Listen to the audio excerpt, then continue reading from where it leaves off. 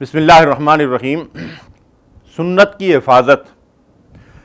اللہ کے نبی صلی اللہ علیہ وسلم نے ارشاد فرمایا، صحیح بخاری اور مسلم کی روایت ہے کہ میری امت میں ایک گروہ ہر دور میں حق سے وابستہ رہے گا، ان کو بے یار و مددگار چھوڑنے والے اور ان کی مخالفت کرنے والے ان کا کچھ بھی بگاڑ نہیں سکیں گے۔ وہ اسی حال میں ہوں گے تا کہ اللہ تعالیٰ کا حکم اور اللہ تعالیٰ کا فیصلہ آ جائے گا۔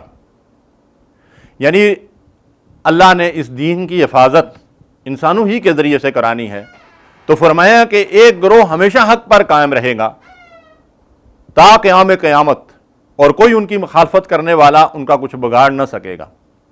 یہ گروہ کون سا گروہ ہوگا؟ اس گروہ کے بارے میں مزید ارشاد فرمایا رسول اللہ صلی اللہ علیہ وسلم نے کہ اس دین کی ابتدا اجنبیت سے ہوئی تھی۔ جب یہ دین لوگوں کے سامنے پیش کیا گیا تو لوگوں نے کہا کہ یہ بڑی عجیب و غریب باتیں کی جا رہی ہیں۔ فرمایا ایک وقت پھر ایسا آئے گا کہ یہ دین لوگوں کے لیے اجنبی بن جائے گا، اور اس وقت وہ لوگ اجنبی ہوں گے جو میری سنت میں بگاڑ اور فساد پیدا ہو چکا ہوگا، وہ اس کی اصلاح کرنے والے ہوں گے۔ فرمایا ان کے لیے خوشخبری اور بشارت ہے کہ یہی وہ کامیاب لوگ ہیں۔